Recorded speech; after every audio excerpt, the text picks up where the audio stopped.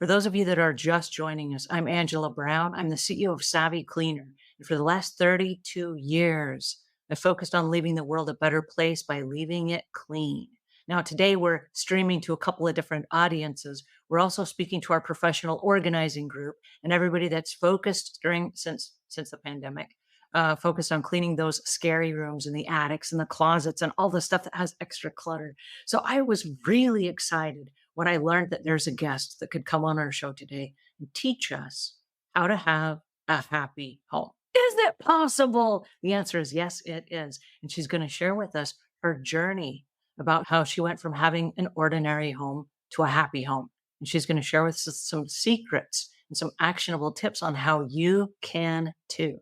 So please help me welcome the happy home specialist, Rebecca West.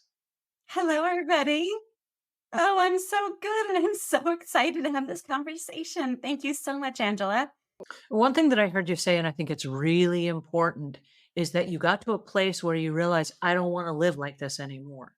And there are a Yeah, lot of people that are on our call today that are in that exact spot where they don't want to live in their house anymore because it's not the representation of who they are today. Maybe that's who they were at exactly. one point, but that's not who they are today or where they're going. And so if they're looking towards the better version of themselves, the home that they're living in is not that best representation. And where you said, I Yeah, couldn't live like this any longer. There was something intrinsically about what you're doing that made you say, no, wait, I'm not going any further living like this.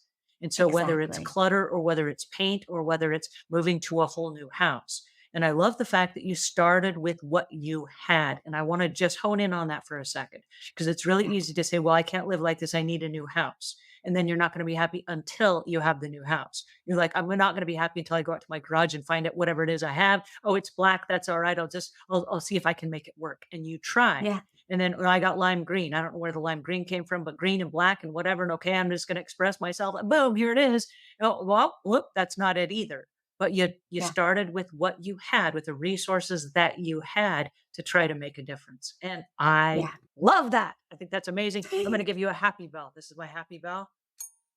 It just sits. Yay! I know. It sits on my desk, and every time I look up, I see happiness. I love it. It's so awesome that you guys are here because what we're talking about today is really important. It's taking the place that you live. Your home is a safe place. If you're a professional cleaner, when you go to someone else's home, that is their safe place. And if you are in a place where your home is not the place that you want it to be, do not lose hope. You're not alone, but there is hope. Okay. And Rebecca's going to tell us how to create a happy home. All right, Rebecca, I love this.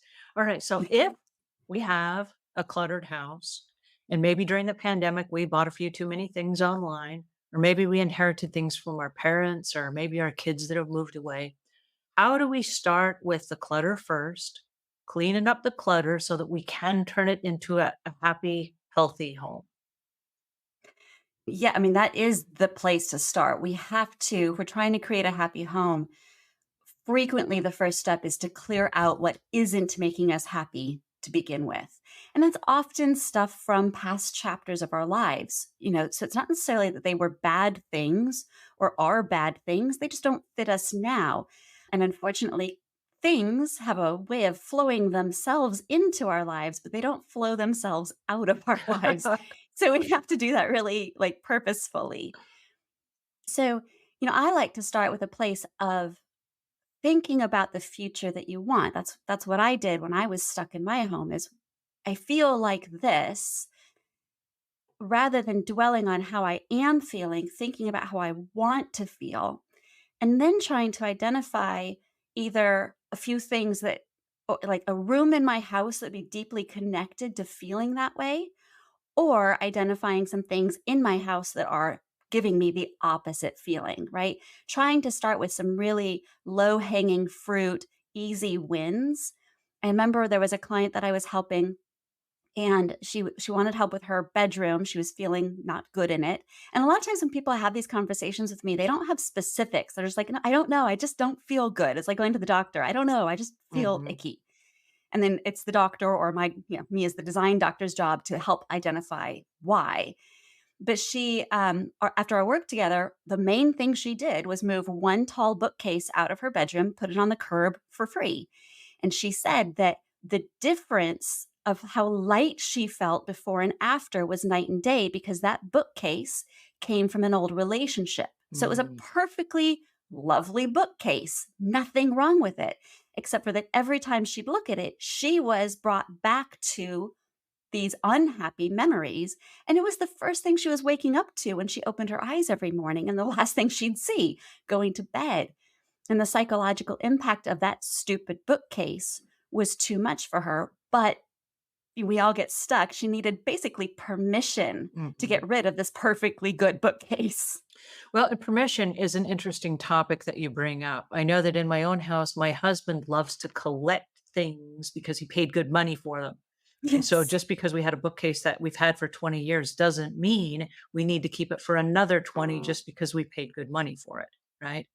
And exactly. if we are in the house looking at the bookshelf, he doesn't want to let it go because, like, I'm looking at it and I see that it's real wood. And so, therefore, I can't let it go because not only is it cost a lot of money, but it's very well built. Where am I ever going to find Yeah. another well built bookshelf? Right. But if I'm out walking and we're talking about other things in nature and I mention the bookshelf, he's disconnected from it enough that I can say, "Are you done with that bookshelf?" And he says, "Oh, yeah, I think I'm done with it." And once I Mhm. get permission to let it go, I've done the exact thing that you just mentioned, where I just take a picture of it. I put it outside in the driveway after he's gone to work. And then I say, "Hey, it's free. You want to come get it? It's yours." And then first come, first serve.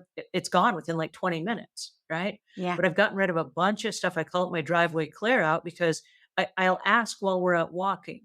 And when he's disconnected from it and he has a chance to think about it, and I don't really think I'm using it. I think I'm done with it. Once I get permission, I don't ask again. And I hurry and I get rid Smart. of it before he changes his mind and then decides he really does want it and he's going to hang on to it for forever.